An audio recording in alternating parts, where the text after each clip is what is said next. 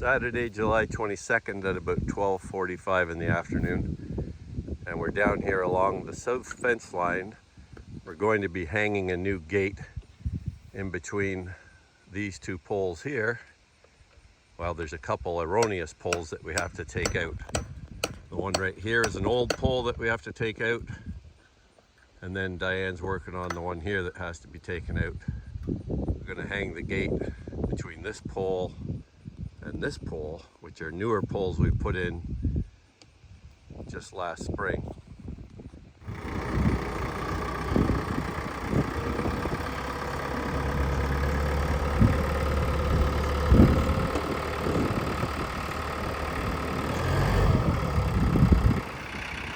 So we just attach a chain to the pole and back to the bucket or whatever implement we have on the loader.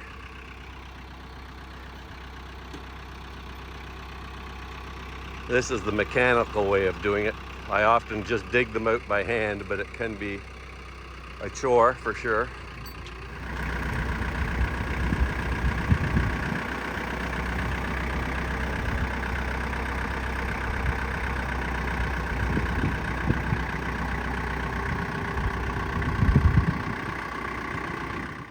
So in order to figure out how to hang the gate off the post or where to hang it on the post, there's a couple measurements you need to take. The first measurement is the distance from the bottom of the lower hanging bracket on the fence to the bottom of the upper hanging bracket on the fence. So this is the upper bracket, so we measure from here down to the bottom of this one, since the bolts are coming in through the bottom of these hanging brackets. And I measured that out, and on this gate it's 32¼ inches. So our two holes, which will be drilled in the post this way, are 32¼ inches apart. The next thing we have to figure out is how high we want the gate to hang.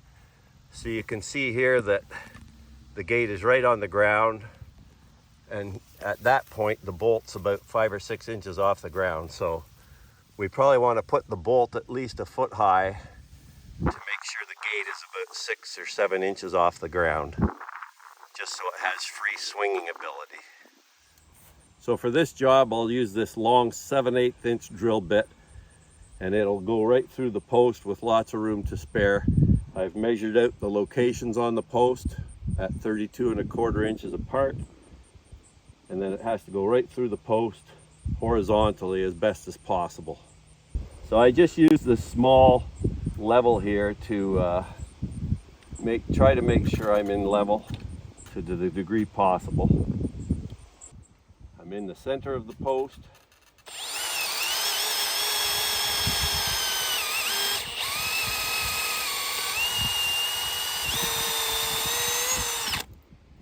This big drill bit just drags you right along with it. You have to be a bit careful.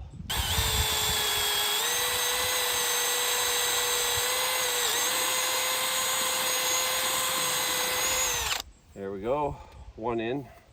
By adjusting this nut, that allows you to adjust how close this part of the bolt will be to the pole. And later you can readjust these to adjust the height of the gate itself, the level of the gate. Right now I'm just estimating here, taking it into a certain point. Then you have a washer that goes on. Then you put your bolt through the pole, another washer, another nut.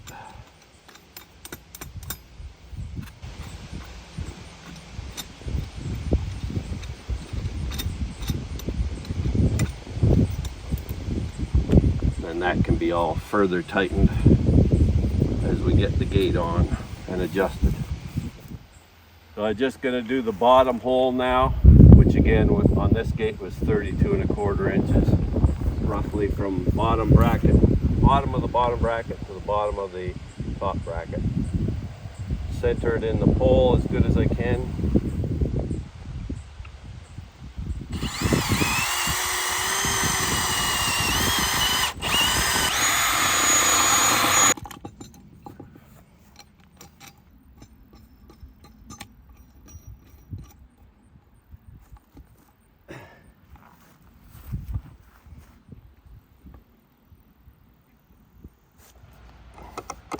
Just tighten it up a bit here so it stays put while we try to put the gate on.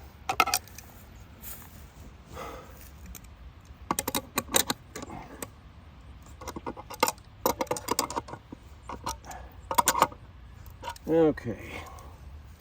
And there we are. We couldn't show putting the fence on since neither of us had a free hand, but the gate worked well. This is just a temporary job today, just getting it hung so the hay machines can come through here tomorrow. As you can see, our hay in this field was cut this morning, and it'll be raked tomorrow and then baled tomorrow.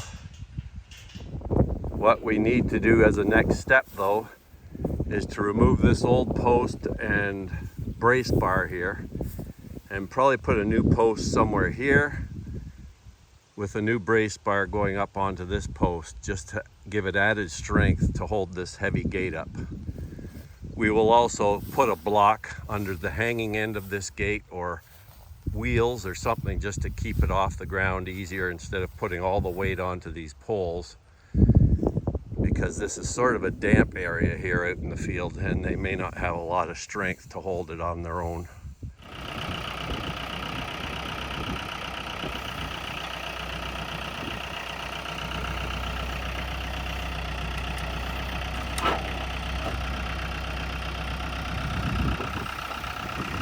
So I had indicated we were probably going to do this section of the fence later, but we decided to put a new post in here too, and be able to put a new brace to the gate post to give it some more support. So I'm almost finished digging this hole.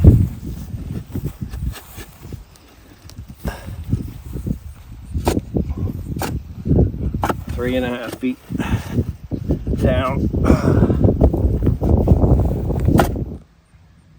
Here's the new brace post going in. So I've just knocked out the notch in the brace post here. To accept the brace, you always have a little lip on the bottom so the brace post, or the brace, can sit on the brace post. This lower end has a 45-degree angle I just cut with a little bow saw. Now I go up here and cut sort of the reverse cut as indicated by this line on the top end. And then we'll just hammer that in with large nails. Okay, so I just got the brace put in. So basically you cut a 45-degree angle on the brace, as you can see down there and up here. I didn't do the greatest job here for the angles, but then those are nailed with spikes into the post. And then you have this high tension wire that cuts across the brace and goes up around each post in this fashion. Twisted off here with a fencing nail holding it. Fencing nails on each side of the wire here, and then the same in the bottom. And then you tension this by putting a stick or a screwdriver in here and turning it, so it makes this whole wire very strong and tense, and that pulls a lot of the pressure back off the main gate post here. Gives it a lot more strength. It gives it a lot more strength to hold up the gate. So here's the finished job that we did today. So we attached the gate to the two new gate posts we had put in, and then we did put this additional gate support post in, which was sort of intermediary between where the old posts were, and then the support brace leading over to the main gate holding post. And the wire's been rejigged around it. The fencing wire has been rejigged to enclose the small area.